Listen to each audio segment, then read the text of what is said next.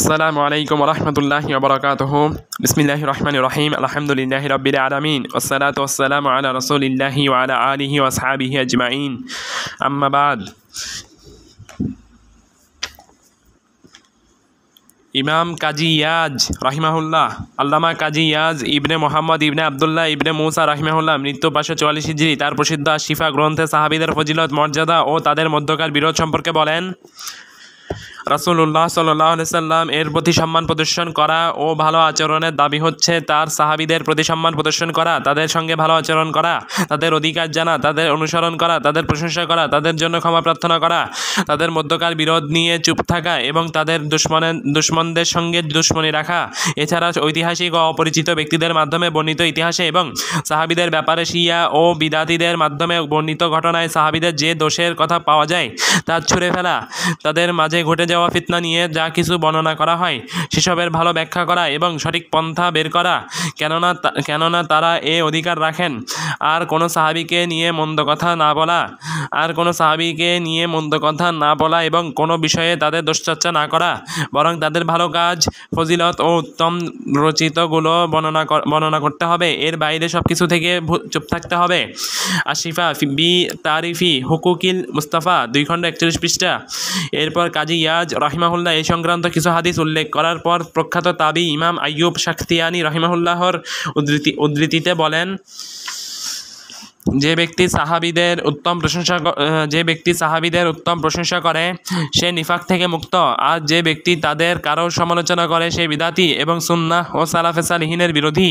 আমি আশঙ্কা করি তার কোনো আমল ততক্ষণ পর্যন্ত আল্লাহর কাছে পৌঁছবে না যতক্ষণ না সে সাহাবীদের ভালোবাসবে এবং তার অন্তঃকরণ সাহাবীদের ব্যাপারে স্বচ্ছ হবে। প্রাগুক্ত 2 খণ্ড 53 পৃষ্ঠা। তিনি সাহাল ইবনে আবদুল্লাহ তাশতুরি রাহিমাহুল্লাহ থেকে বর্ণনা করেন, সাহাল ইবনে আবদুল্লাহ তাশতুরি বলেন, যে ব্যক্তি রাসূলুল্লাহ সাল্লাল্লাহু আলাইহি সাল্লামের সাহাবীদের সম্মান করে না সে মূলত রাসূলুল্লাহ সাল্লাল্লাহু আলাইহি সাল্লামের প্রতি ঈমান আনেনি। প্রাগুক্ত 2 খণ্ড 58 পৃষ্ঠা। এরপর তিনি মুআবিয়া রাদিয়াল্লাহু আনহুর প্রশংসা ও স্তুতি বর্ণনা করেন। এমনকি আল্লামা আহমদ মোহাম্মদ ওমর আল খাফাজি রাহিমাহুল্লাহ তার ব্যাখ্যায় এ পর্যন্ত বলেন, যে ব্যক্তি মুআবিয়া রাদিয়াল্লাহু আনহুকে দোষারোপ করে সে হাবিয়া নামক জাহান্নামের কুকুরের একটি। নাসিমুর রিয়াজ শারহুস শিফা কাজী ইয়াজ 3 খণ্ড 430 পৃষ্ঠা। বেরলভী আলিম আহমদ রেজা খান বেরলভী স্বীয় গ্রন্থ আহকামে শরিয়ত 123 পৃষ্ঠায় আল্লামা খাফাজি রাহিমাহুল্লাহর এই উক্তি উল্লেখ করেছেন। শেখ আব্দুল কাদির জিলানী রাহিমাহুল্লাহ মৃত্যু 561 হিজরি। তার প্রসিদ্ধ গুনিয়াতুত তালিবিন গ্রন্থে খোলাফায়ে রাশিদিনের কথা উল্লেখ করার পর লিখেন, আলী রাদিয়াল্লাহু আনহু, তালহা, জুবাইর, আয়েশা ও মুআবিয়া রাদিয়াল্লাহু আনহুম আজমাইন দের সঙ্গে যুদ্ধের ব্যাপারে ইমাম আহমদ রাহিমাহুল্লাহ স্পষ্ট ভাষায় বলেছেন, সে যুদ্ধসহ তাদের মাঝে ঘটে যাওয়া সমস্ত বিরোধ, বাদানুবাদ, বিতর্ক ও বিরুদ্ধতার বিষয়ে চুপ থাকতে হবে, কেননা কিয়ামতের দিন আল্লাহ তাআলা তাদের থেকে এসব দূর করে দেবেন। গুনিয়াতুত তালিবিন 1 খণ্ড 77 পৃষ্ঠা। তারপর তিনি তাদের যুদ্ধ সম্পর্কে বলেন, আলী রাদিয়াল্লাহু আনহুর বিরুদ্ধে যারা লড়াই করেছিলেন তারা মূলত তার থেকে উসমান রাদিয়াল্লাহু আনহুর হত্যাকারীদের শাস্তি দাবি করেছিলেন, আর উসমান রাদিয়াল্লাহু আনহুর হত্যাকারীরা আলী রাদিয়াল্লাহু আনহুর সেনা সদস্য ছিল। এরপর তিনি বলেন, তারা প্রত্যেকেই মূলত সঠিক ব্যাখ্যা করেন, তাই আমাদের জন্য উত্তম হচ্ছে সেসব বিষয়ে চুপ থাকা এবং আল্লাহর উপর ছেড়ে দেওয়া। আল্লাহ উত্তম ফয়সালাকারী। প্রাগুক্ত 1 খণ্ড 61 পৃষ্ঠা। এরপর তিনি মুআবিয়া রাদিয়াল্লাহু আনহুর শাসনকাল নিয়ে আলোচনা করেন। তিনি বলেন, আলী রাদিয়াল্লাহু আনহুর মৃত্যুর এবং হাসান রাদিয়াল্লাহু আনহুর খেলাফত থেকে সরে যাওয়ার পর মুআবিয়া রাদিয়াল্লাহু আনহুর শাসন সঠিক ছিল। সবাই তার নেতৃত্ব মেনে নিয়েছিল। তার শাসনের ব্যাপারে কারো দ্বিমত ছিল না। সাহাবীদের ব্যাপারে এসব বিস্তারিত আলোচনার পর তিনি আহলুস সুন্নাহর অবস্থান এভাবে তুলে ধরেন।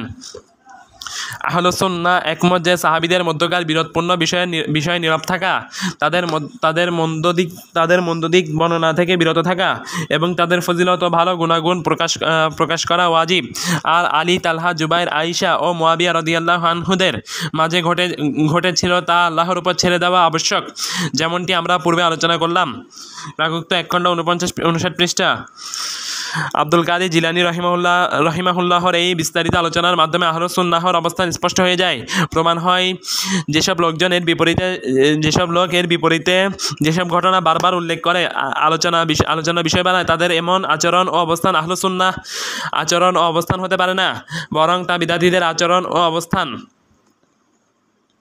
ইমাম ইবনুল আশির রহিমাহুল্লাহ, ইমাম মজিদুদ্দিন আল মুবারক ইবনে মুহাম্মদ ইবনুল আশির রহিমাহুল্লাহ, মৃত্যু 606 হিজরি, তার বিখ্যাত জামিউল উসুল ফি আহাদিসির রাসূল গ্রন্থের ভূমিকায় বিভিন্ন বিষয় নিয়ে আলোচনা করেছেন। তৃতীয় শাখা আলোচনায় তিনি সাহাবীদের ন্যায়পরায়ণতা নিয়ে আলোকপাত করেছেন। মুতাজিলা ও কাদারিয়া প্রমুখ যেসব ভ্রান্ত ও বিদাতি ফিরকা আয়েশা, তালহা, জুবাইর, মুয়াবিয়া সহ অন্যান্য সাহাবীদের, এমনকি কেউ কেউ আলী ও উসমান রাদিয়াল্লাহু আনহুকেও ফাসিক বলে, তিনি তাদের খণ্ডনে লিখেন এগুলো সব সালাফদের উপর স্পর্ধা প্রদর্শন ও সুন্নাহ পরিপন্থী। সাহাবীদের মাঝে যা কিছু হয়েছিল সব ইজতিহাদের ভিত্তিতে হয়েছিল, আর প্রত্যেক মুস্তাহিদ সঠিক সিদ্ধান্তে উপনীত হওয়ার চেষ্টা করেন, তবে সঠিক সিদ্ধান্তে একজন পৌঁছতে পারেন, তিনি এ কারণে সওয়াব পান, আর ভুলকারী মুস্তাহিদ ওজরগ্রস্ত, এই কারণে তার সাক্ষী অগ্রহণযোগ্য হয়ে যায় না। জামিউল উসুল ফি আহাদিসির রাসূল 1 খণ্ড 133 পৃষ্ঠা। কথা খুব স্পষ্ট যে আলীর বিরুদ্ধে যুদ্ধকারী সাহাবীদের ফাসিক বলা আহলুস সুন্নাহর আকীদা নয়, বরং বিদাতি ফিরকার আকীদা। ইমাম ইবনুল কুদামা রাহিমাহুল্লাহ, শাইখুল ইসলাম ইমাম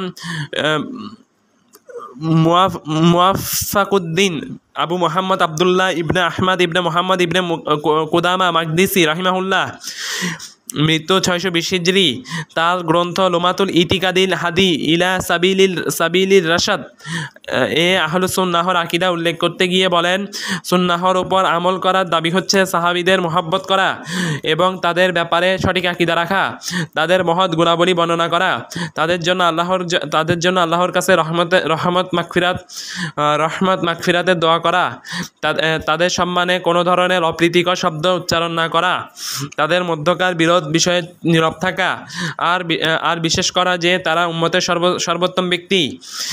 লুমাতুল ইতিকাদ পৃষ্ঠা 77। এরপর তিনি সাহাবী ও রাসূলুল্লাহ সাল্লাল্লাহু আলাইহি ওয়াসাল্লামের স্ত্রীগণের সংক্ষিপ্তসারে গুণাবলী উল্লেখ করেন। শেষে বলেন, কোরআনে আয়েশা রাদিয়াল্লাহু আনহুর পবিত্রতা নিয়ে আয়াত অবতীর্ণ হওয়ার পরেও কেউ তাকে ঘিরে অপবাদ দিলে সে কাফির। আর মুয়াবিয়া রাদিয়াল্লাহু আনহু সকল মুমিনের মামা, ওহীলেখক ও মুসলিম খলিফা ছিলেন। আল্লাহ তাদের উপর রাজি হয়েছেন। প্রাগুক্ত পৃষ্ঠা 79 থেকে 80। ইমাম আমিদি রাহিমাহুল্লাহ, আল্লামা সাইফুদ্দিন আবুল হাসান আলী ইবনে আবি মুহাম্মদ আল আমিদি রাহিমাহুল্লাহ, মৃত্যু 631 হিজরি, তার প্রখ্যাত আল ইহকাম ফি উসুলিল আহকাম গ্রন্থে সাহাবীদের ন্যায়পরায়ণতা বিষয়ে আলোচনা করেন এবং বিদাতীদের চিন্তাধারার বিস্তারিত বর্ণনা দেন। শেষে তিনি লিখেন, এজন্য ওয়াজিব হচ্ছে সাহাবীদের মাঝে ঘটে যাওয়া ফিতনাগুলোকে উত্তম অবস্থার উপর প্রয়োগ করা। যদিও সেসব প্রত্যেক দলের ইজতিহাদি বিশ্বাসের কারণে ঘটেছে, তবুও ওয়াজিব হচ্ছে যা তারা করেছেন। এ মতটি দ্বীন ইসলামের বেশ অনুকূলে এবং মুসলিমদের জন্য সর্বাধিক কল্যাণকর। আল ইহকাম ফি উসুলিল আহকাম 2 খণ্ড 129 থেকে 130 পৃষ্ঠা।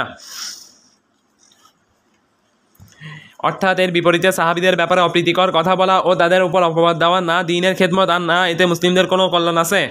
যারা এসব হীন কাজকে দ্বীনের খেদমত মনে করে তারা বড় ধোঁকাবাজ, আর আল্লাহ ও ইমানে ধোঁকা দিচ্ছে। তারা আল্লাহ ও ইমানদারদেরকে ধোঁকা দিচ্ছে। তারা মূলত নিজেদেরকেই ধোঁকা দিচ্ছে।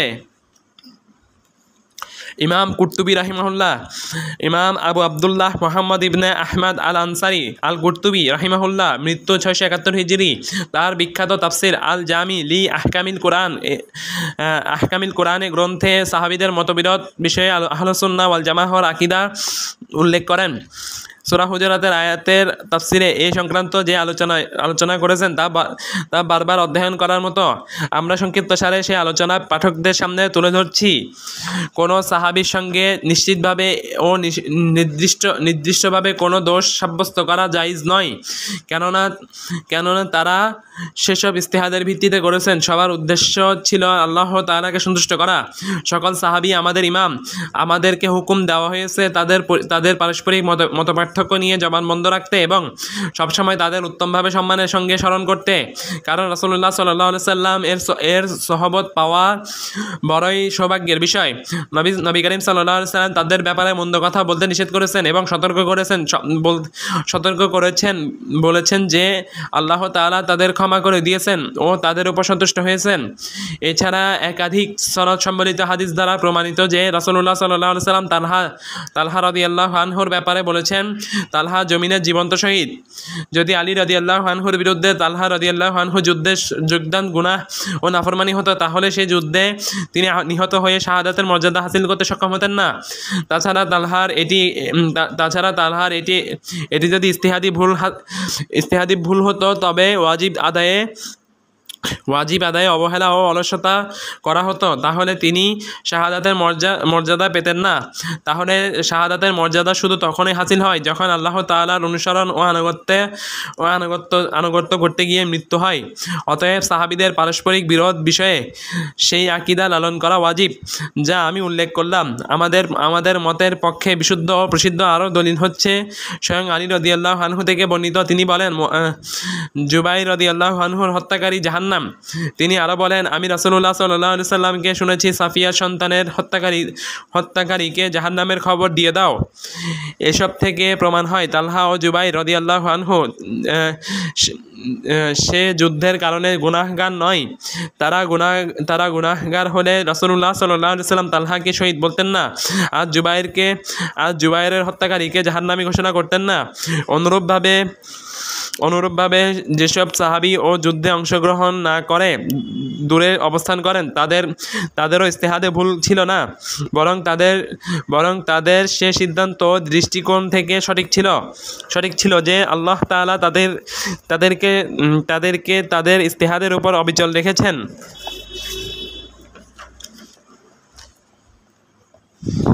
যখন এগুলো প্রমাণিত সত্য, তখন এসবকে পুঁজি করে সাহাবীদের নিন্দা করা, তাদের উপর অপবাদ দেওয়া, তাদের থেকে সম্পর্ক ছিন্ন করা, তাদেরকে গুনাহগার মনে করা এবং তাদের মহৎ গুণাবলী, সিদ্ধান্ত ও দ্বীনের মহান খিদমত সমূহকে অস্বীকার করা কোনোভাবেই সঠিক হতে পারে না। এক আলিমকে জিজ্ঞেস করা হয়, সাহাবীদের মধ্যকার বিরোধ ও যুদ্ধের ব্যাপারে আপনার মতামত কি? তিনি কোরআনের এই আয়াত পরে তার জবাব দেন, তারা ছিল এমন এক জাতি যারা অতীত হয়ে গেছে। তারা যা অর্জন করেছে তা তাদের, আর তোমরা যা অর্জন করেছ তা তোমাদের। আর তারা যা করত সে সম্বন্ধে তোমাদের প্রশ্ন করা হবে না। আরেক আলিমকে একই প্রশ্ন করা হলে তার জবাব ছিল, আল্লাহ সুবহানাহু ওয়া তাআলা তাদের রক্ত থেকে আমার হাতকে সংরক্ষণ করেছেন। আমি আমার জিহ্বাকে তা দ্বারা কলুষিত করতে চাই না। এসব কথা দ্বারা তাদের উদ্দেশ্য হচ্ছে সাহাবীদের কোনো এক দলকে নিশ্চিতভাবে ভুল আখ্যা দিয়ে নিজেকে ভুলের মধ্যে ঠেলে দিতে চাই না। প্রখ্যাত তাবী হাসান আল বাসরি রাহিমাহুল্লাহকে সাহাবীদের পারস্পরিক যুদ্ধের ব্যাপারে জিজ্ঞেস করা হলে তিনি বলেন, সেসব এমন যুদ্ধ ছিল যখন সাহাবীগণ উপস্থিত ছিলেন আর আমরা ছিলাম অনুপস্থিত। তারা সেসব বিষয়ে জ্ঞাত ছিলেন আর আমরা অজ্ঞাত। যেসব বিষয়ে সকল সাহাবী একমত আমরা তার অনুসরণ করি, আর যেসব বিষয়ে তাদের মাঝে মতবিরোধ হয়েছে সেসব বিষয়ে আমরা চুপ থাকি। মুহাসিবী রাহিমাহুল্লাহর অবস্থান হাসান বসরি রাহিমাহুল্লাহর মতোই। তিনি বলেন, সাহাবীগণ যেসব বিষয়ে জড়িত ছিলেন সেসব বিষয়ে তারা আমাদের চাইতে অনেক বেশি জানতেন। অতএব আমাদের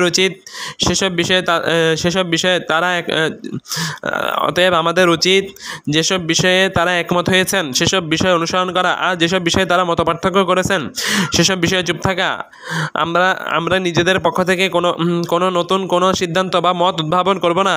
আমরা বিশ্বাস করি তারা ইজতিহাদের ভিত্তিতে সেসব করেছেন এবং সবাই তার মাধ্যমে আল্লাহর সন্তুষ্টি কামনা করেছেন, কেননা নিঃসন্দেহে তারা দ্বীনের ব্যাপারে তুলনাহীন ছিলেন। তাফসিরে কুরতুবী 16 খণ্ড 322 পৃষ্ঠা। আলী জুবাইর তালহার মাঝে ঘটে যাওয়া কাহিনী নিয়ে ইমাম কুরতুবী রাহিমাহুল্লাহর পর্যালোচনা ও বিশ্লেষণ অতি সূক্ষ্ম ও অতলস্পর্শী। রাসূলুল্লাহ সাল্লাল্লাহু আলাইহি সাল্লাম 3 জনকেই শহীদ ঘোষণা করেছেন, যেমনটি সহিহ মুসলিম 2 খণ্ড 282 পৃষ্ঠা সহ অন্যান্য গ্রন্থে আবু হুরায়রা থেকে বর্ণিত হয়েছে। এই 3 জন সেই সৌভাগ্যবান 10 জন সাহাবীর অন্তর্ভুক্ত যাদের ব্যাপারে রাসূলুল্লাহ সাল্লাল্লাহু আলাইহি সাল্লাম জান্নাতের সুসংবাদ দিয়েছেন। তিনি আলী ও জুবাইরের হত্যাকারীদের জাহান্নামী ঘোষণা দিয়েছেন, যেমনটি আসুন্নাহ লি আবি আসিম 2 খণ্ড 610 পৃষ্ঠা, মুস্তাদরাকে হাকিম 3 খণ্ড 367 পৃষ্ঠা সহ অন্যান্য গ্রন্থে বর্ণিত হয়েছে। এছাড়া হাফিজ যাহাবী সিয়ারু আলামিন নুবালা 1 খণ্ড 61 পৃষ্ঠা ও হাফিজ ইবনে কাসির রাহিমাহুল্লাহ আল বিদায়া ওয়া নিহায়া 7 খণ্ড 250 পৃষ্ঠা উল্লেখ করেছেন। জুবাইর ও তালহা উসমানের হত্যাকারীদের কিসাসের দাবি করা এবং এই নিয়ে তাদের আলীর বিরুদ্ধে লড়াই করতে গিয়ে শহীদ হওয়া, এসব কিছু প্রমাণ করে যে সাহাবীদের এসব কর্মকাণ্ড বাতিল প্রতিষ্ঠা করার উদ্দেশ্য ছিল না। তারা যা কিছু করেছেন সব দ্বীনের ও আল্লাহ সুবহানাহু ওয়া তাআলার সন্তুষ্টি অর্জনের নিয়তে সম্পাদন করেন। আলী রাদিয়াল্লাহু আনহুর বিরুদ্ধে তাদের সিদ্ধান্ত দুনিয়াবি কোনো স্বার্থে ছিল না, বরং ইজতিহাদের ভিত্তিতে ছিল। আমাদের সেসব নিয়ে আলোচনা ও গবেষণা থেকে দূরে থাকতে হবে এবং তাদের ব্যাপারে সুধারণা রাখতে হবে।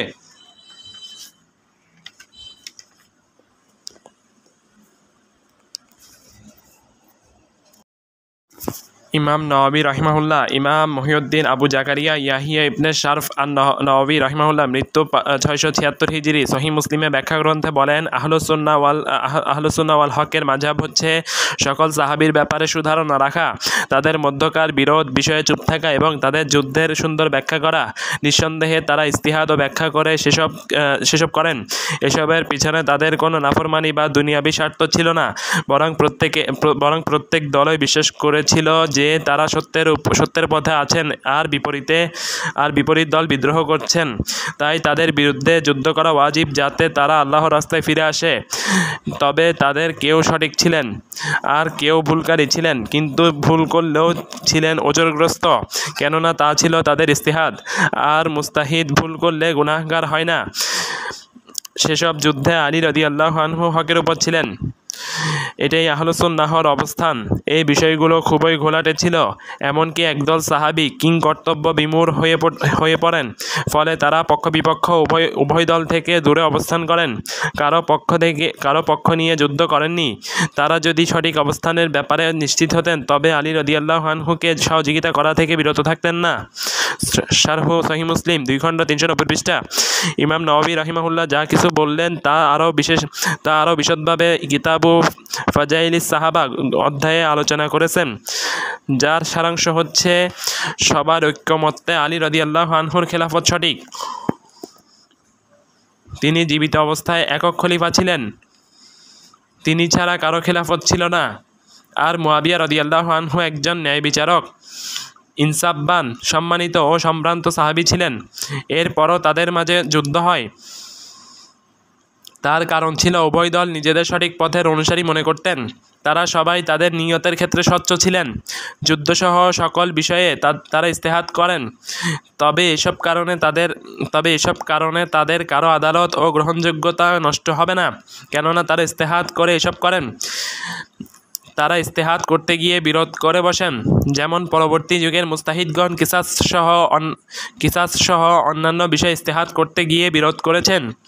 এমন বিরোধের কারণে কারো মর্যাদা হ্রাস পায় না। তাদের মাঝে যে লড়াই হয় তার পিছনে কারণ ছিল কিছু ভুল বুঝাবুঝি।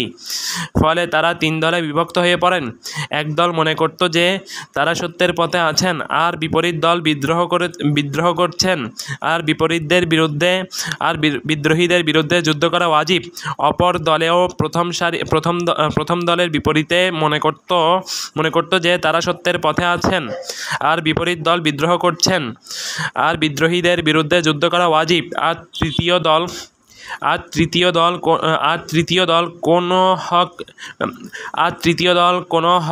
কোন দল হক আর কোন দল ভুলকারী তা নির্ণয় কিংকর্তব্য বিমূঢ় হয়ে পড়েন। তাই তারা উভয় দল থেকে আলাদা থাকেন। তাদের কাছে যদি স্পষ্ট হয়ে যেত যে এ দল সত্যের উপর রয়েছে তাহলে তাদের সমর্থনে পিছিয়ে থাকতেন না। এই কারণে তিন দলই ওজরগ্রস্ত। আহলুস সুন্নাহ এ ব্যাপারে একমত যে তারা সবাই ন্যায়পরায়ণ ছিলেন। তাদের সবার বর্ণনা ও সাক্ষী গ্রহণযোগ্য। প্রাগুক্ত 2 খণ্ড 272 পৃষ্ঠা। অধিকাংশ সাহাবী যুদ্ধ থেকে দূরে থাকার কারণ। ইমাম নওয়াবী রাহিমাহুল্লাহর মতে তৃতীয় দলের যুদ্ধ থেকে দূরে থাকার কারণ হচ্ছে তাদের কাছে হক স্পষ্ট হয়নি। তবে এ ব্যাপারে আরেকটি মত রয়েছে, আর এই মতটি বেশি সঠিক। মতটি হলো তারা ফিতনা থেকে বেঁচে থাকতে যুদ্ধে জড়াননি। কেননা অনেক দলিলে স্পষ্টভাবে বলা হয়েছে পরস্পরের মাঝে যুদ্ধে জড়িয়ে পড়া ফিতনা। অধিকাংশ সাহাবী এ কারণেই কোনো দলের পক্ষ নেওয়া থেকে বিরত থাকেন। ইমাম মুহাম্মদ ইবনে শিরিন রাহিমাহুল্লাহ থেকে সহিহ সনদে বর্ণিত হয়েছে, তিনি বলেন, যখন ফিতনা ছড়িয়ে পড়ে তখন প্রায় 10,000 সাহাবী জীবিত ছিলেন। তার মধ্যে 100 বরং মাত্র 30 জন সাহাবী যুদ্ধে অংশগ্রহণ করেন। আসুন্না আবু বকর খাল্লাল পৃষ্ঠা 476। ইমাম ইবনে শিরিনের এই বক্তব্যের বিপরীতে তারিখ ও খলিফা ইবনে খায়াত 194 পৃষ্ঠার উদ্ধৃতিতে হাফেজ জাহাবি রাহিমাহুল্লাহ তারিখুল ইসলামে 1 খণ্ড 445 পৃষ্ঠা আব্দুর রহমান ইবনে আবজা রাহিমাহুল্লাহর একটি মত উল্লেখ করেছেন। তিনি বলেন, আবদুল্লাহর দলে সিফিন যুদ্ধে 800 জন এমন সাহাবী ছিলেন যারা বায়াতে রিদওয়ানে অংশগ্রহণ করেন। তার মধ্যে 63 জন সাহাবী শহীদ। সনদে ইয়াজিদ ইবনে আব্দুর রহমান আবু খালিদ আদ-দালানি নামক একজন বর্ণনাকারী আছেন। তার ব্যাপারে হাফিজ ইবনে হাজার রাহিমাহুল্লাহ বলেন, তিনি সত্যবাদী। সদক ইয়াখাতিই কাসীরা ওয়া কানা ইয়াদুল্লাস। তিনি সত্যবাদী, তবে অনেক ভুল করতেন ও তাদলিস করতেন। তাকরিব পৃষ্ঠা 584। আর তিনি এই বর্ণনাটি মুআনান শব্দে বর্ণনা করেছেন। তাই ইমাম ইবনে শিরিন রাহিমাহুল্লাহর মতের বিপরীতে এই মতটি গ্রহণযোগ্য ও সঠিক নয়।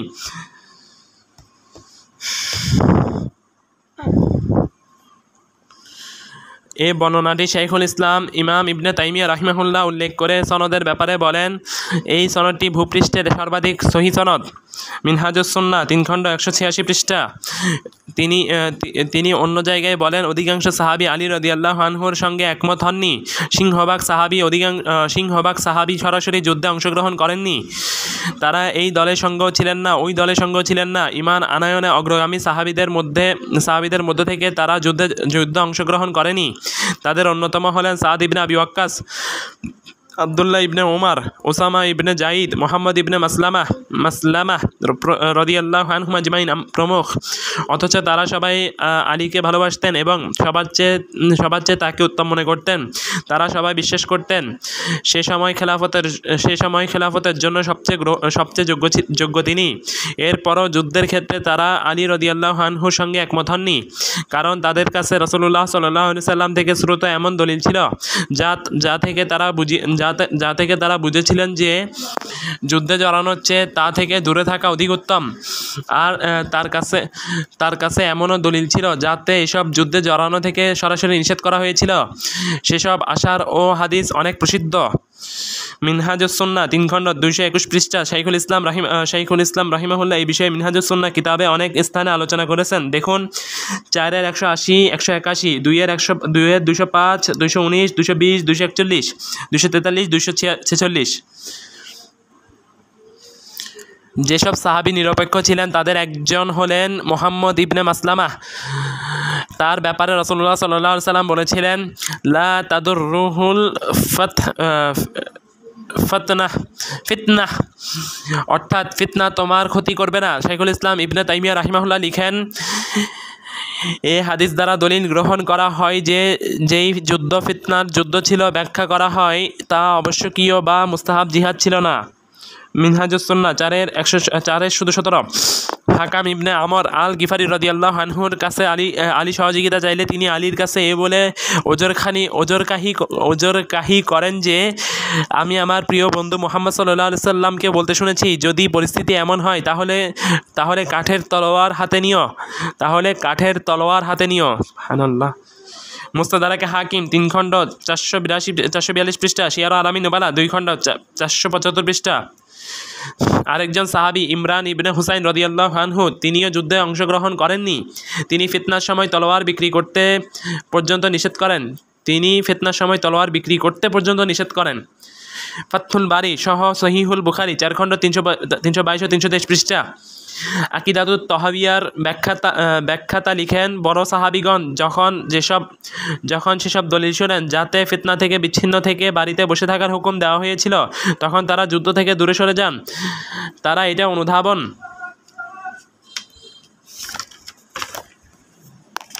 এটা অনুধাবন করেন যে যুদ্ধে অংশগ্রহণ করলে লাভের চেয়ে ক্ষতি অনেক বেশি হবে। তাই আমাদের উচিত তাদের সবাইকে সম্মানের সঙ্গে স্মরণ করা।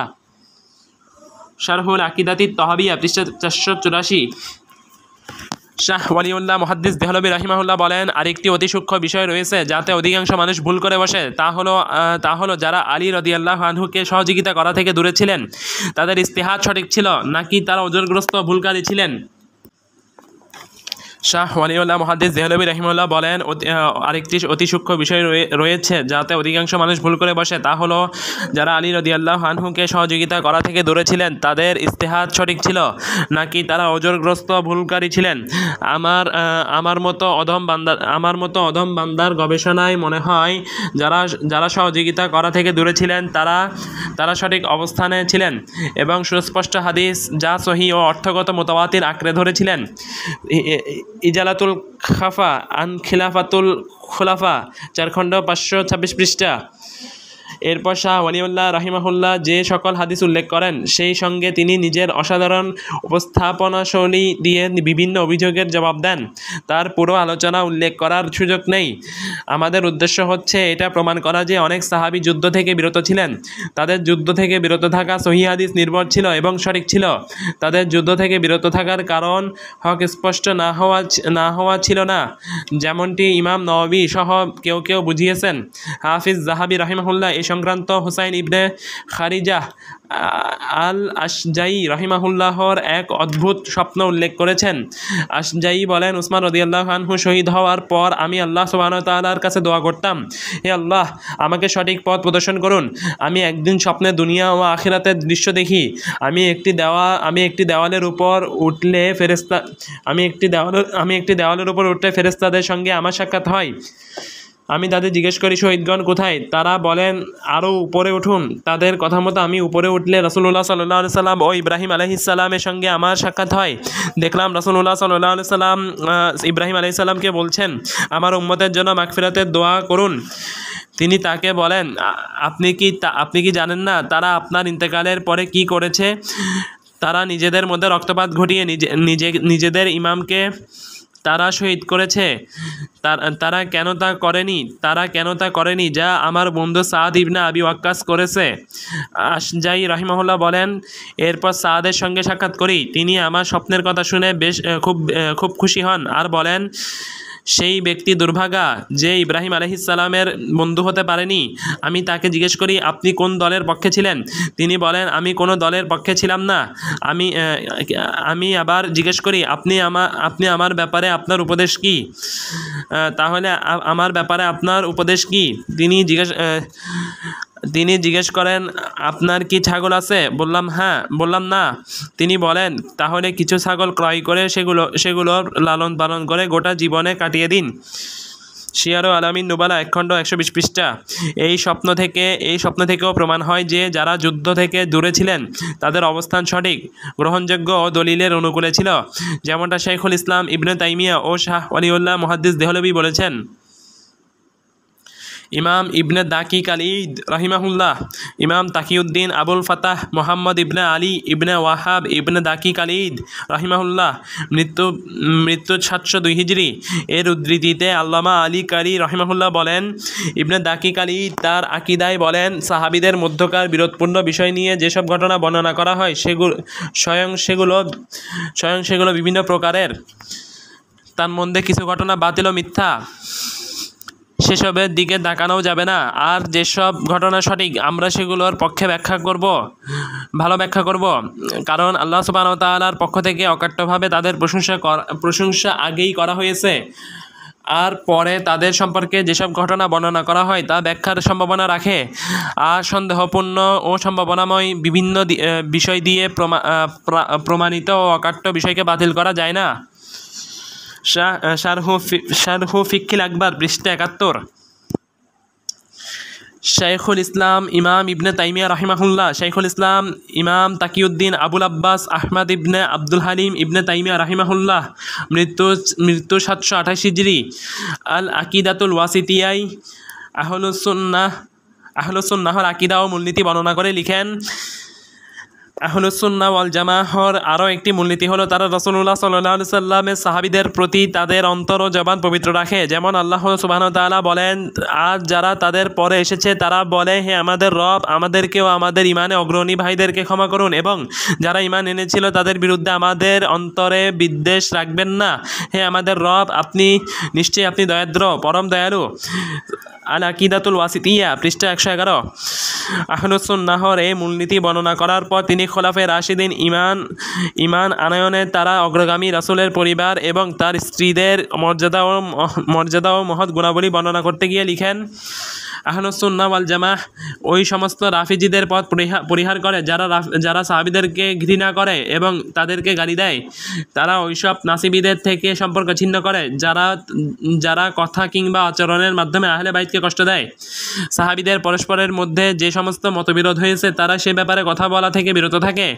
তারা বলে যে সাহাবীদের দোষ ত্রুটি আলোচনায় যেসব হাদিস বর্ণিত হয়েছে সেগুলোর কিছু মিথ্যা, কোনোটিতে সংযোজন বিয়োজন করা হয়েছে, আবার কোনোটাতে সঠিক স্থান থেকে সরিয়ে ফেলা হয়েছে। সাহাবীদের দোষ ত্রুটি বর্ণনার হাদিসগুলোর মধ্যে যা সহিহ সূত্রে বর্ণিত হয়েছে সেসবের ব্যাপারে আহলুস সুন্নাহ ওয়াল জামাআহর অবস্থান হলো তারা ক্ষমাপ্রাপ্ত, কেননা তারা ইজতিহাদ করেছিলেন। সুতরাং ইজতিহাদ করতে গিয়ে সঠিক সিদ্ধান্ত উপনীত হয়েছেন, আর না হয় ভুল করেছেন। মূলত ইজতিহাদের বিষয়টি এমন যে মুজতাহিদগণ কখনো তাতে ভুল করে, আবার কখনো সঠিক সিদ্ধান্ত উপনীত হয়ে থাকে। তা সত্ত্বেও আহলুস সুন্নাহ ওয়াল জামাআহর অনুসারীগণ এটা বিশ্বাস করে না যে প্রত্যেক সাহাবী কবিরা ও সগীরা গুনাহ হতে নিষ্পাপ, বরং তাদের দ্বারা গুনাহ হতে পারে। তবে ইসলাম গ্রহণে তাদের অগ্রগমনে এমন সব ফজিলত রয়েছে যার দাবি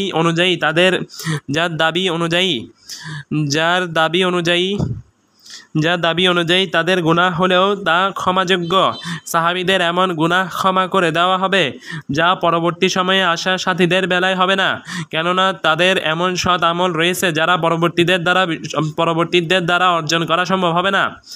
প্রাগুক্ত, পৃষ্ঠা 116। আহলুস সুন্নাহর যে আকিদার কথা শাইখুল ইসলাম উল্লেখ করলেন, পূর্ববর্তী কিছু আলিম কিছুটা ভিন্ন শব্দে একই কথা বলেছেন। তারা বলেছেন সাহাবীদের নিয়ে এমন কোনো কথা বলা যাতে তাদের সম্মানহানি হয় তা বিদাতীদের নিদর্শন, আর তাদের মাঝে ঘটে যাওয়া বিবাদ বিষয়ে নীরবতা অবলম্বন করা আহলুস সুন্নাহর বৈশিষ্ট্য ও আমল। শাইখুল ইসলাম ইমাম ইবনে তাইমিয়া রাহিমাহুল্লাহ তার আরেকটি প্রসিদ্ধ গ্রন্থ মিনহাজুস সুন্নাহ আন-নববিয়্যাহ ফি নাকজি কালামিশ শিয়া ওয়াল কাদারিয়া তে সাহাবীদের মাঝে হওয়া যুদ্ধ নিয়ে সালাফদের অবস্থান পর্যালোচনা করেন। শেষে লিখেন, আহলুস সুন্নাহ ওয়াল জামাআহর আকীদা হচ্ছে সাহাবীদের মাঝে ঘটে যাওয়া বিবাদ বিষয়ে জবান বন্ধ রাখা, কেননা কোরআন ও সুন্নাহয় সাহাবীদের ফজিলত সুসাব্যস্ত। তাদের মুহাব্বত করা ও মিত্রতা রাখা ওয়াজিব। তাদের মাঝে যেসব ঘটনা ঘটেছে তার পিছনে এমন সব ওজর ও কারণ ছিল যা মানুষ জানে না। কত ওজর থেকে তারা তওবা করে নেন, আবার কত আল্লাহ তাআলা ক্ষমা করে দেন। তাদের বিরোধ নিয়ে গবেষণা করায় অনেক মানুষের অন্তরে তাদের প্রতি ঘৃণা ও বিদ্বেষ জন্ম দেয়। এভাবে সে ভুলের শিকার হয়, বরং গুনাহে লিপ্ত হয়। ফলে সে নিজের ও তার সাথীদের ক্ষতি করে। যারা সাহাবীদের এসব নিয়ে গবেষণা করে তাদের অনেকের ক্ষেত্রে এমনটাই ঘটেছে, কেননা তারা এমন কথা বলে যা আল্লাহ ও তার রাসূল অপছন্দ করেন। তারা এমন ব্যক্তির দুর্নাম ও নিন্দা করে যে প্রকৃতপক্ষে দুর্নাম ও নিন্দার যোগ্য নয়, অথবা এমন ব্যক্তির প্রশংসা করে যে প্রকৃতপক্ষে প্রশংসার যোগ্য নয়। তাই সেসব থেকে নিজের জবান বন্ধ রাখাই সালাফে সালিহিনের পদ্ধতি ও মানহাজ। মিনহাজুস সুন্নাহ আন-নববিয়্যাহ ফি নাকজি কালামিশ শিয়া ওয়াল কাদারিয়া, এক খণ্ড 448 থেকে 449 পৃষ্ঠা। শাইখুল ইসলাম রাহিমাহুল্লাহ সাহাবীদের বিরোধপূর্ণ বিষয়ে সালাফদের অবস্থান স্পষ্ট করতে গিয়ে যেসব সমস্যা ও ভয়াবহ পরিণতির কথা উল্লেখ করেছেন তা শতভাগ বাস্তবসম্মত। বর্তমানে যারা এইসব বিষয় নিয়ে কথা বলতে গিয়েছেন তাদের দিকে তাকালেই চাক্ষুষ প্রমাণ পাওয়া যায়। নিঃসন্দেহে তাতে রয়েছে উপদেশ তার জন্য যার অন্তর রয়েছে অথবা যে মনোযোগ সহকারে শোনে। এই বিষয়ে সালাফদের অবস্থান তিনি বিভিন্ন গ্রন্থের বিভিন্ন স্থানে উল্লেখ করেছেন, যা এখানে উল্লেখ করা সম্ভব নয়। আরও দেখুন মিনহাজুস সুন্নাহ 2 খণ্ড 205 পৃষ্ঠা, মাজমুল ফাতাওয়া 3 খণ্ড 406 পৃষ্ঠা, আশ-শারিমুল মাসলুল। ইমাম জাহাবি রাহিমাহুল্লাহ ইসলামী ইতিহাসবিদ হাফিজ আবু আবদুল্লাহ মোহাম্মদ ইবনে আহমদ ইবনে উসমান আজ-জাহাবি রাহিমাহুল্লাহ মৃত্যু 748 হিজরি এই বিষয়ে আহলুস সুন্নাহর অবস্থান এভাবে তুলে ধরেন। সিফিনের যুদ্ধের পর লোকজন বিভিন্ন দলে বিভক্ত হয়ে যায়। তার মধ্যে একদল আহলুস সুন্নাহ যারা আহলুল ইলম, তারা সাহাবীদের ভালোবাসেন এবং সাহাবীদের মধ্যকার বিবাদ সংক্রান্ত আলোচনা থেকে বিরত থাকেন, যেমন সাদ, আবদুল্লাহ ইবনে ওমর ও মোহাম্মদ ইবনে মাসলামা। শিয়ার ও আলামিন নুবালা 5 খণ্ড 374 পৃষ্ঠা। এরপর তিনি রাফিজি ও নাসিবিদের অবস্থান নিয়ে আলোচনা করেন, যা এখানে উল্লেখ করার সুযোগ নেই। মুয়াবিয়া ইবনে হুদাইজ নামক একজন আলী রাদিয়াল্লাহু আনহুর বিরোধী ছিলেন এবং তার ব্যাপারে বিশ্রী মন্তব্য করতেন। সে প্রসঙ্গে হাফিজ জাহাবি লিখেন, সিফিনের যুদ্ধে 2 দলের মধ্যে গালমন্দ থেকেও ভয়াবহ ছিল তরবারি। এই সংক্রান্ত কোনো কিছু যদি সত্য প্রমাণিত হয় তাহলে আমাদের কাজ হচ্ছে কোনো কিছু বলা থেকে বিরত থাকা এবং তাদের জন্য ক্ষমা প্রার্থনা করা। তাদের মাঝে যে বিবাদ হয়েছে তা আমরা পছন্দ করি না, আল্লাহর কাছে তা থেকে পানাহ চাই। আমরা আমিরুল মুমিনিন আলী রাদিয়াল্লাহু আনহুকে মহব্বত করি। প্রাগুক্ত 3 খণ্ড 39 পৃষ্ঠা। ইমাম সুবকি রাহিমাহুল্লাহ আল্লামা তাজউদ্দিন আব্দুল ওয়াহাব ইবনে আলী আসুবকি মৃত্যু 771 হিজরি রাহিমাহুল্লাহ সাহাবীদের ন্যায়পরায়ণতা নিয়ে আলোচনা করেন। সাহাবীদের মধ্যকার বিরোধ নিয়ে তিনি যা কিছু বলেন তার সারাংশ হচ্ছে, আমরা তাদের মধ্যকার বিষয়গুলো আল্লাহর উপর ছেড়ে দিই। আমরা আল্লাহ সুবহানাহু ওয়া তাআলার কাছে সেই সব লোক থেকে সম্পর্ক ছিন্ন করলাম যারা সাহাবীদের নিন্দা করে ও তাদের উপর অপবাদ দেয়। আমাদের আকীদা হচ্ছে তাদের নিন্দাকারীরা গোমরাহ ও পথভ্রষ্ট। আমাদের আরও আকীদা হচ্ছে উসমান রাদিয়াল্লাহু আনহু সঠিক পথে ছিলেন আর তিনি মাজলুম অবস্থায় শহীদ হন। আল্লাহ সুবহানাহু ওয়া তাআলা সাহাবীদেরকে সরাসরি তাকে হত্যা করা থেকে হেফাজত করেন। আল্লামা সুবকি রাহিমাহুল্লাহর শব্দ হচ্ছে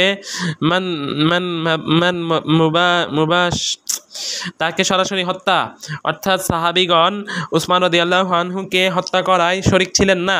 সুবকির এই মত তুলনামূলকভাবে ওই মত থেকে ভালো ও বাস্তবসম্মত, যেখানে বলা হয়েছে উসমান রাদিয়াল্লাহু আনহুর বিরুদ্ধে ষড়যন্ত্রকারীদের মধ্যে কোনো সাহাবী ছিলেন না, অথবা বাস্তব হচ্ছে উসমান রাদিয়াল্লাহু আনহুর বিরুদ্ধে আবদুল্লাহ ইবনে সাবা ও তার অনুসারীদের ষড়যন্ত্রে কিছু সাহাবী প্রভাবিত হন।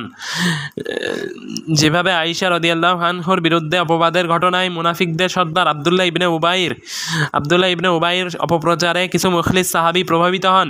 উসমান রাদিয়াল্লাহু আনহুর বিরুদ্ধে যারা অবস্থান নেন তাদের একজন ছিলেন আব্দুর রহমান ইবনে আদিস, তিনি বায়াতে রিদওয়ানে শরিক ছিলেন। তাদের ব্যাপারে রাসূলুল্লাহ সাল্লাল্লাহু আলাইহি সাল্লাম বলেন, লা ইয়াদখুলুন নারা ইনশাআল্লাহু মান আসহাবি আশ-শাজারাতি আহাদুল্লাযীনা ইয়াউ তাহতাহ। অর্থাৎ আল্লাহ চান তো বৃক্ষের নিচে বসে বায়াতে রিদওয়ান অংশগ্রহণকারীদের কেউই জাহান্নামে প্রবেশ করবে না। সহিহ মুসলিম 6298। রাসূলুল্লাহ সাল্লাল্লাহু আলাইহি সাল্লাম এর এই সহিহ হাদিস জানার পর আমাদের আকীদা বিশ্বাস হচ্ছে আব্দুর রহমান ইবনে আদিস সহ যেসব সাহাবী উসমানের বিরুদ্ধে ফিতনা ফাসাদে অংশগ্রহণ করেন, নিজেদের আমলের মাধ্যমে তারা সবাই নিশ্চিতভাবে আল্লাহর ক্ষমা পেয়েছেন, তাদেরকে আল্লাহ তাআলা পাকড়াও করবেন না। ইবনে আদিস ফিতনায় প্রভাবিত হয়ে উসমান রাদিয়াল্লাহু আনহুর বিরুদ্ধে অবস্থান নিলেও কোনো সহিহ বর্ণনায় প্রমাণ পাওয়া যায় না যে তিনি উসমান রাদিয়াল্লাহু আনহুর হত্যার সাথে জড়িত ছিলেন। অনুরূপভাবে আমর ইবনে হামকের হত্যায় শরিক হওয়ার যে বর্ণনা পাওয়া যায় তা আল ওয়াকিদি থেকে বর্ণিত। তাবাকাত ইবনে সাদ 3 খণ্ড 73 পৃষ্ঠা। আর মুহাদ্দিসদের কাছে তিনি নির্ভরযোগ্য নন।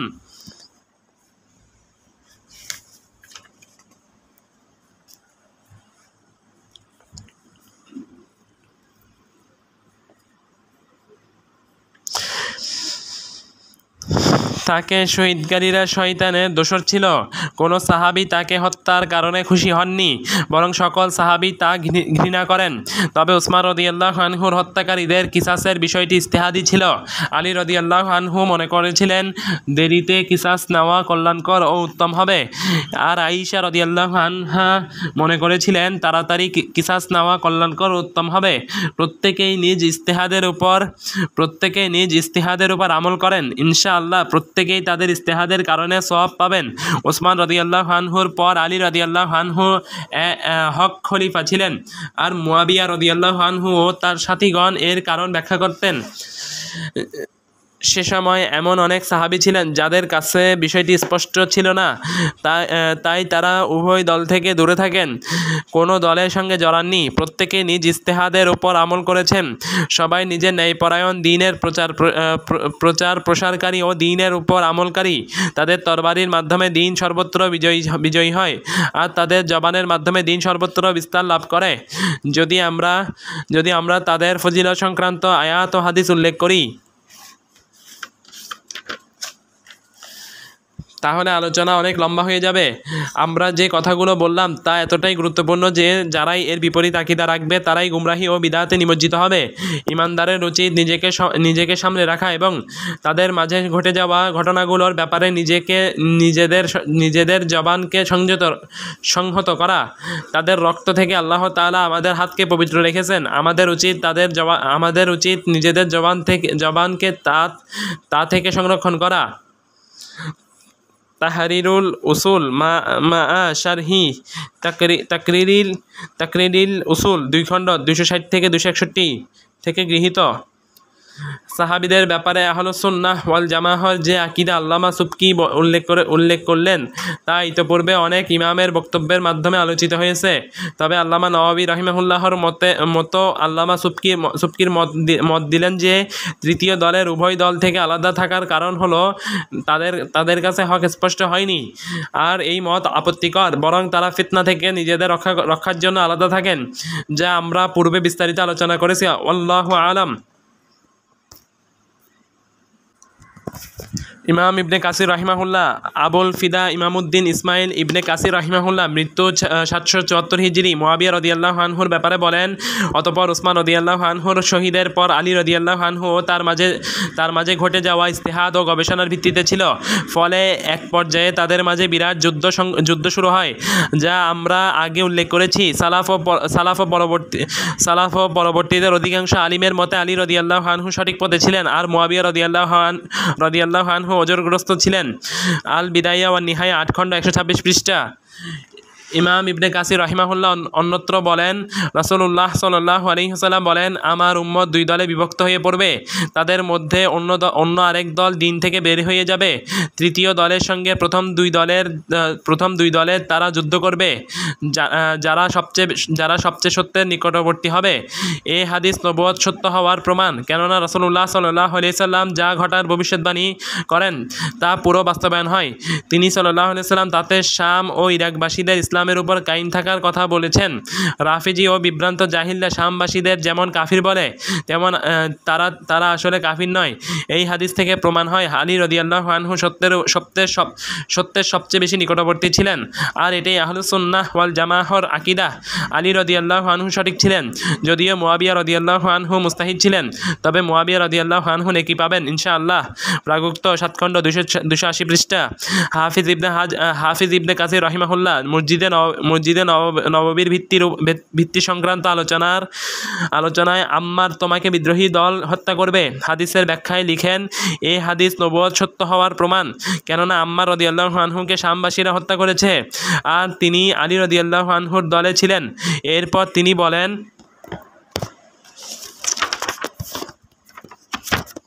মুয়াবিয়া রাদিয়াল্লাহু আনহুর দলের লোকদের বিদ্রোহী বলে অবহিত করা মানে তাদেরকে কাফির বলা আবশ্যক নয়, যেমনটি শিয়া ও অন্যান্য ভ্রান্ত ফিরকা বলার চেষ্টা করে।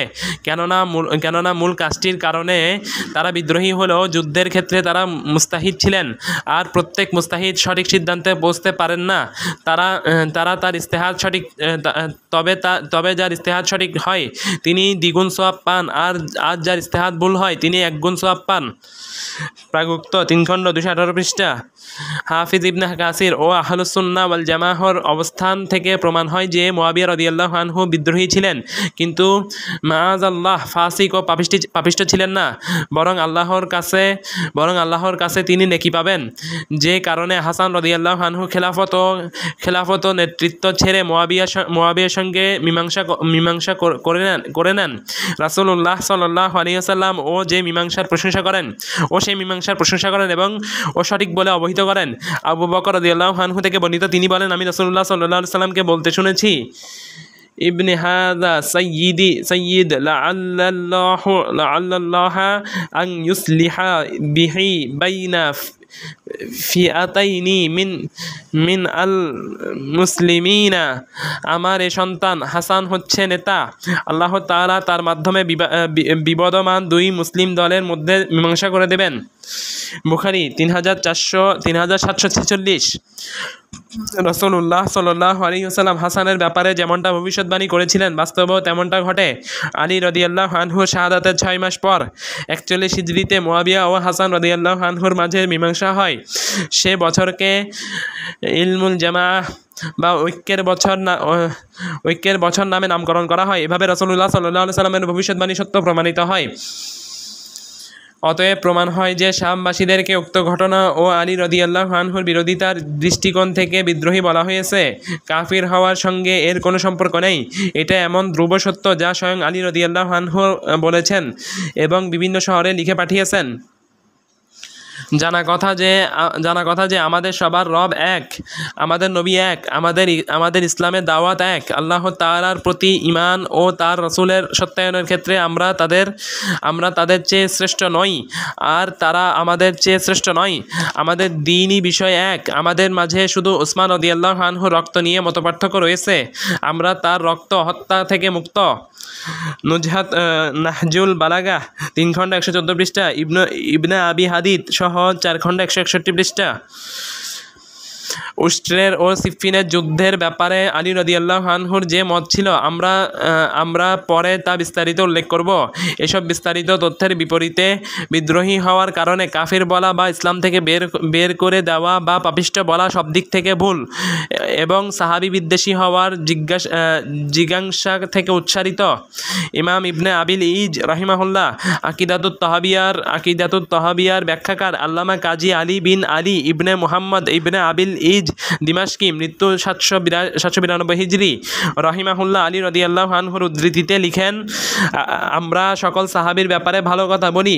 হে আমাদের রব, আমাদেরকে ও বিশ্বাসে অগ্রণী আমাদের ভ্রাতাদেরকে ক্ষমা করো এবং মুসলিমদের বিরুদ্ধে আমাদের অন্তরে হিংসা বিদ্বেষ রেখো না। তুমি তো অতি দয়াদ্র, পরম দয়ালু।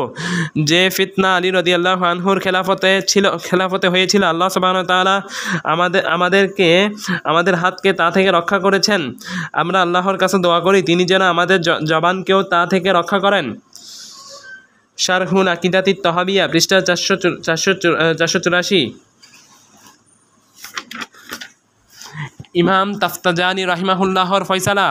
আল্লামা সাদউদ্দিন মাসউদ ইবনে উমার তাফতাজানি রাহিমাহুল্লাহ, মৃত্যু 792 হিজরি, প্রসিদ্ধ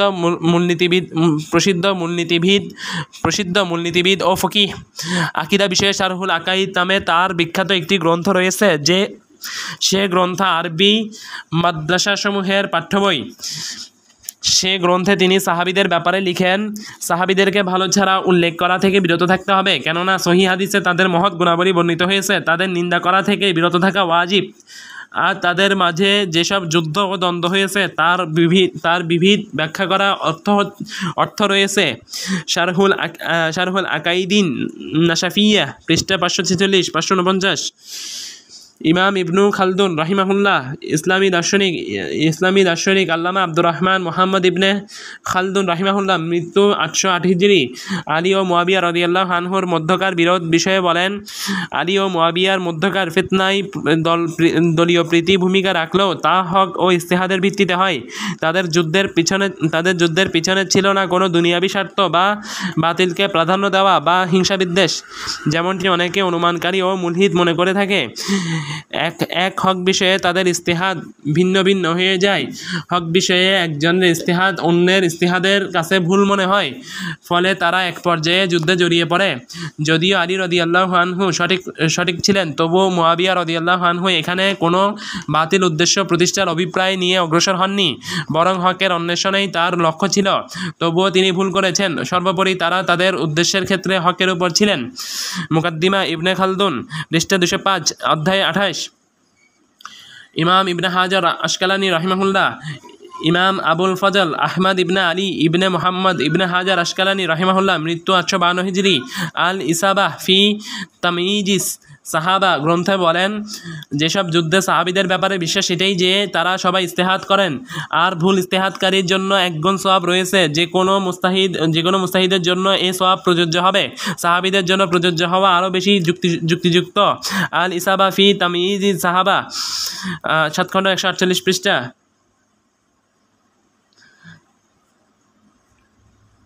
এই জন্য যদি কোনো সাহাবীর ইস্তেহাদে ভুল হলে তিনি অবশ্যই সওয়াবের হকদার, আর সমালোচনা করার কোনো সুযোগ নেই। হাফিজ ইবনে হাজম রাহিমাহুল্লাহ ও অন্যান্যরা এই বিষয়ে বিস্তারিত আলোচনা করেছেন, যা আগেই উল্লেখ করা হয়েছে। হাফিজ ইবনে হাজার রাহিমাহুল্লাহ অন্যত্র বলেন,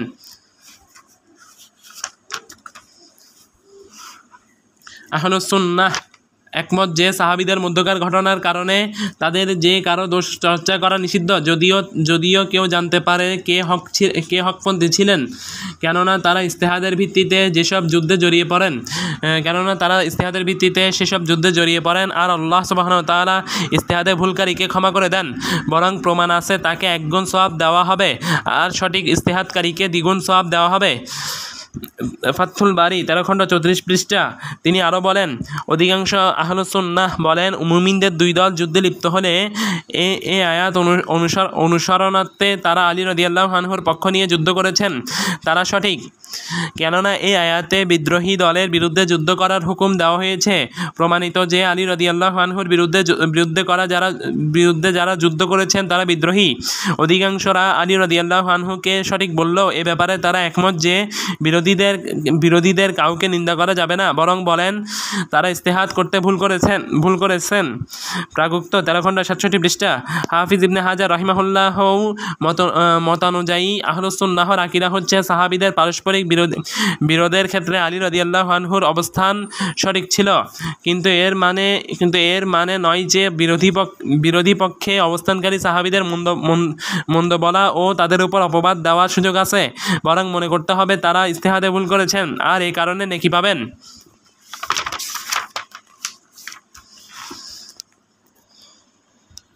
আল্লামা ইমাম শাখাওয়ি রাহিমাহুল্লাহ, আল্লামা আবু আবদুল্লাহ ইবনে আব্দুর রহমান আশ-শাখাওয়ি রাহিমাহুল্লাহ, মৃত্যু 902 হিজরি, সাহাবীদের ন্যায়পরায়ণতা নিয়ে আলোচনা প্রসঙ্গে লিখেন, আল্লামা মুহাম্মদ আত-তামিমি আল মাজিরি রাহিমাহুল্লাহ শারহুল বুরহান গ্রন্থে বলেন, আমাদের কথা সকল সাহাবী ন্যায়পরায়ণ দ্বারা যেসব সাহাবী উদ্দেশ্য তারা দীর্ঘদিন রাসূলুল্লাহ সাল্লাল্লাহু আলাইহি ওয়াসাল্লামের সাথী ও সঙ্গী হওয়ার সুযোগ পেয়েছেন এবং সংকটময় মুহূর্তে তার সঙ্গে থেকে জিহাদ করেছেন ও তাকে সুরক্ষা করেছেন, কিন্তু আল্লামা মাজিরি ছাড়া কেউ এ মত দেননি।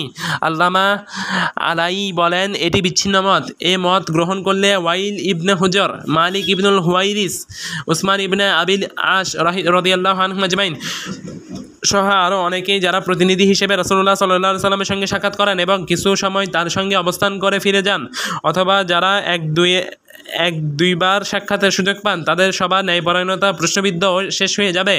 এই বিষয়ে বিস্তারিত আলোচনা করার পর লিখেন, মোট কথা মাজিরি যা বলেছেন তা সমালোচিত, বরং প্রথম মত ব্যতীত সকল মতই বাতিল। প্রথম মত সঠিক ও গ্রহণযোগ্য, এটাই অধিকাংশ সালাফ ও খালাফের মত, যেমনটি আল্লামা আমিদি ও ইবনে হাজিব বলেছেন। এমনকি আমিদি এটাও বলেছেন যে এই মত গ্রহণযোগ্য।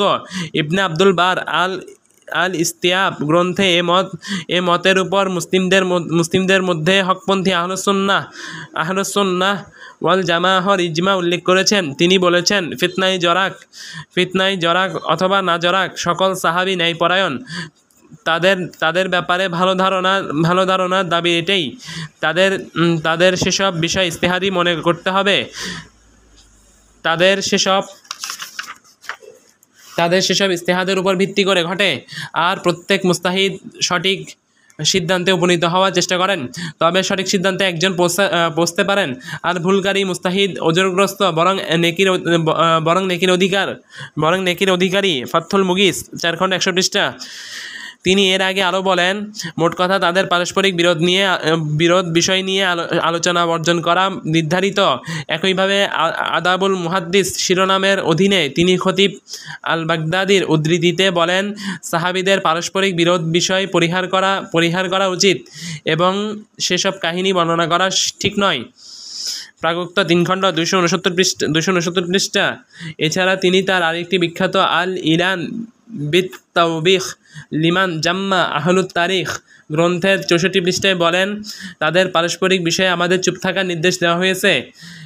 ইমাম ইবনুল হুমাম রাহিমাহুল্লাহ, আল্লামা কামালউদ্দিন মোহাম্মদ ইবনে আব্দুল ওয়াহিদ ইবনুল হুমাম মৃত্যু 861 হিজরি শারহুল মুশারাহ গ্রন্থে বলেন, আহলুস সুন্নাহর আকীদায় হচ্ছে সকল সাহাবীর সম্মান ও মর্যাদা দেওয়া ওয়াজিব, কেননা আল্লাহ তাআলা সকলের সম্মান ও মর্যাদা প্রদান করেছেন। তাদের দোষারোপ করা থেকে বিরত থাকা এবং তাদের প্রশংসা করা, যেমন আল্লাহ সুবহানাহু ওয়া তাআলা ও তার রাসূল প্রশংসা করেছেন। আর আলী ও মুআবিয়া রাদিয়াল্লাহু আনহু দ্বয়ের মাঝে যে যুদ্ধ ঘটেছে তা ইজতিহাদের ভিত্তিতে ছিল, নেতৃত্বের জন্য নয়। আল মুশামারাহ বিশারহিল মুশাইয়ারাহ 6 খণ্ড 132 পৃষ্ঠা, দেওবন্দি ছাপা, পৃষ্ঠা 314। সুবহানাকাল্লাহুম্মা বিহামদিকা আশহাদু আল্লা ইলাহা ইল্লা আনতা আস্তাগফিরুকা ওয়া আতুবু ইলাইক। আসসালামু আলাইকুম ওয়া রাহমাতুল্লাহি ওয়া বারাকাতুহু।